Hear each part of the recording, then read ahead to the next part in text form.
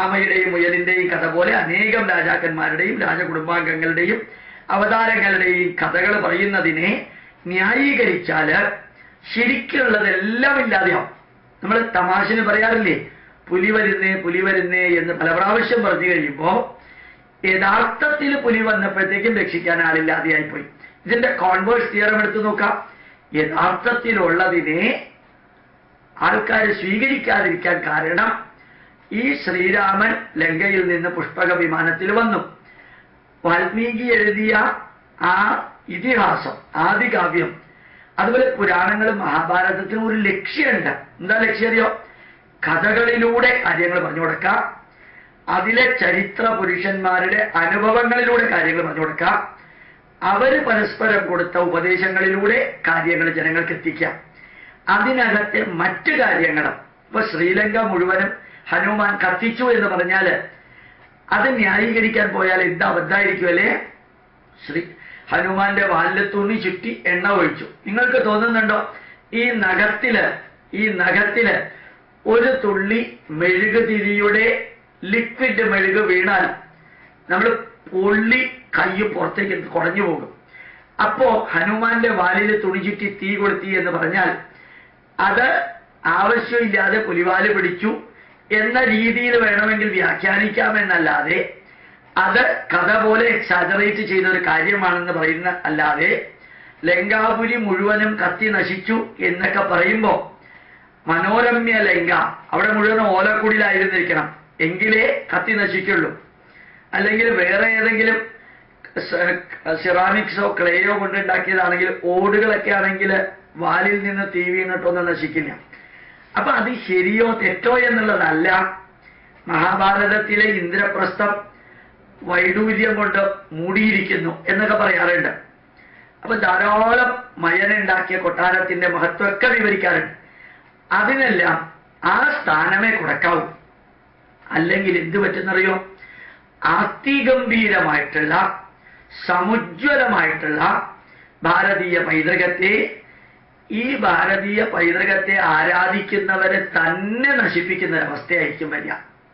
അല്ലേ സംഭവിക്കാം? ഒന്ന് ആലോചിച്ച് നോക്കൂ. ഇല്ലാത്ത പലതിനെയും ഉണ്ടെന്ന് പ്രഖ്യാപിക്കാം, അല്ലെങ്കിൽ ഉണ്ടെന്ന് ഉറപ്പില്ലാത്ത പലതും ഉണ്ടെന്ന് പ്രഖ്യാപിക്കാം.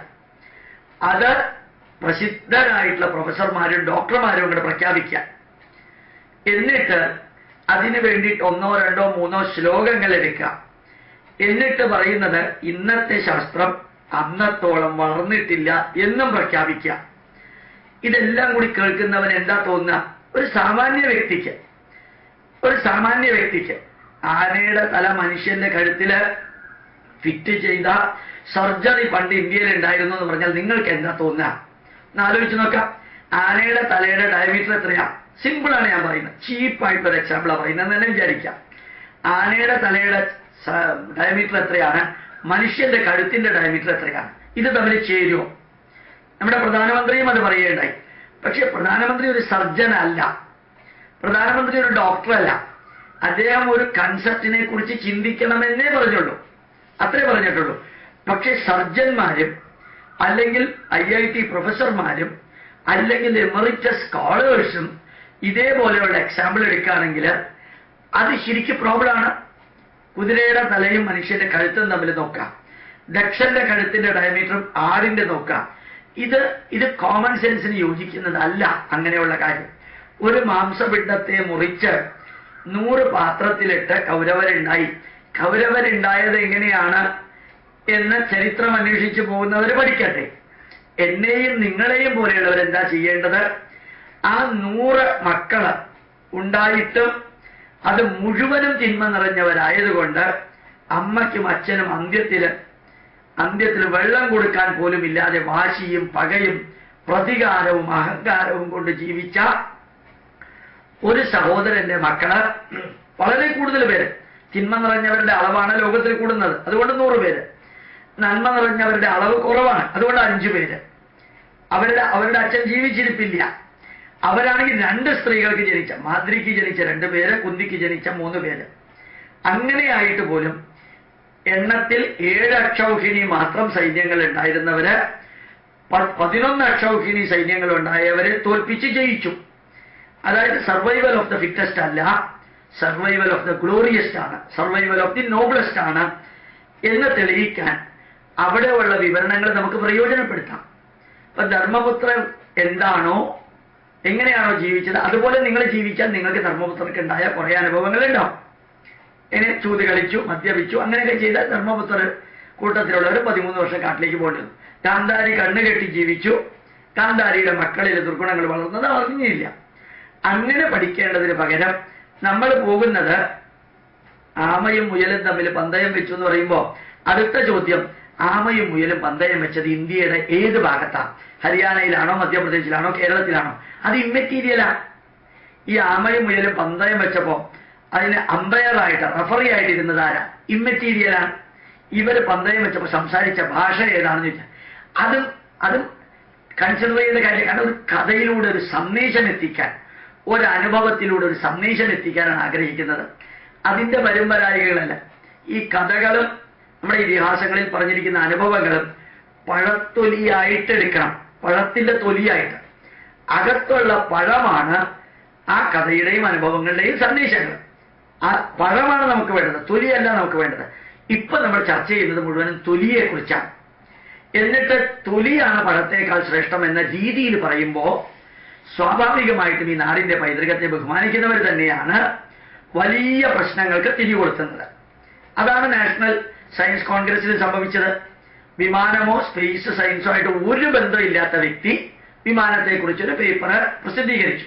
അദ്ദേഹത്തിന്റെ സബ്ജക്റ്റ് അല്ലാതെ അദ്ദേഹത്തിനോട് ചോദ്യം ചോദിച്ചവരെ റാപ്പോർട്ടിയേഴ്സ് വിലക്കി. ചോദ്യം ചോദിക്കാൻ അനുവദിക്കേണ്ടതായിരുന്നു. എന്തുകൊണ്ട് വിലക്കി? അതും ഒരു തെറ്റ്. മാത്രമല്ല, ഇദ്ദേഹത്തിന്റെ സബ്ജക്റ്റ് അല്ലെങ്കിൽ അദ്ദേഹത്തിന് അതിന് ആൻസർ പറയാൻ പറ്റില്ലെങ്കിൽ അത് ഫോൾസ് ക്ലെയിമിംഗ് ആണ് എന്നറിഞ്ഞ് ആ പേപ്പറിനെ നിരോധിക്കേണ്ടതായിരുന്നു. അപ്പൊ തെറ്റിപ്പുറത്തുണ്ട്. The negative start from the person who respect that. അവിടെയാണ് യഥാർത്ഥത്തിൽ തെറ്റുപറ്റിയത്. അപ്പോ വികാരം കൊണ്ടല്ല ഇത് നേരിടേണ്ടത്, വിചാരം കൊണ്ട് നേരിട്ട് ഭംഗിയായിട്ട് കാര്യങ്ങൾ പറഞ്ഞു കൊടുക്കാൻ ശ്രമിക്കേണ്ടിയിരുന്നു.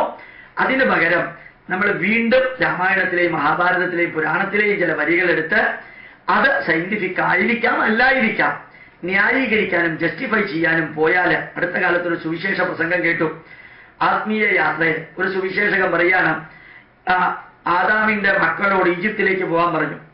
പോകുന്ന വഴിക്ക് ഏറ്റവും ശാസ്ത്രീയമായൊരു ഉപദേശം യഹോവ കൊടുത്തു. എന്താണ്? പോകുന്ന വഴിക്ക് നിങ്ങൾ മലമൂത്ര വിസർജനം ചെയ്യുമ്പോൾ മണ്ണ് കുഴിച്ച് ആ കുഴിയിൽ വേണം മലമൂത്ര വിസർജനം നടത്താൻ, എന്നിട്ട് മണ്ണിട്ട് മൂടണം. അതാണ് ലോകത്തിലെ ഏറ്റവും സയന്റിഫിക് ആയിട്ടുള്ള കാര്യം. ഇതൊക്കെ പബ്ലിക്കായിട്ട് പറഞ്ഞു കഴിഞ്ഞാൽ ചിലപ്പോൾ തല്ലുകൊള്ളും. അതാണ് സയന്റിഫിക് എന്ന് പറഞ്ഞാൽ തല്ലുകൊള്ളും. പിന്നെ ഇടതുപക്ഷക്കാരും പുരോഗമനവാദിക്കാരും അത് സയന്റിഫിക് ആണെന്നുള്ളത് ക്രിസ്ത്യാനികളുടെ വോട്ട് കിട്ടാൻ വേണ്ടി അംഗീകരിക്കുമെങ്കിലും അതൊന്നും സയൻസായിട്ട് കാണേണ്ട കാലമല്ല 21ാം നൂറ്റാണ്ട്. അപ്പൊ ഈ അബദ്ധം ഈ ഹിന്ദുക്കളിൽ വികാരത്തിന്റെ പുറത്ത് ശാസ്ത്രമാണെന്ന് ന്യായീകരിക്കുന്നവരിൽ സംഭവിക്കുന്നതാണ് പ്രശ്നങ്ങളുടെ തുടക്കത്തിന് ഒരു കാരണം. അത് സംഭവിക്കാതിരിക്കട്ടെ. സംഭവിക്കുന്നതാണ് പ്രശ്നങ്ങളുടെ തുടക്കത്തിന്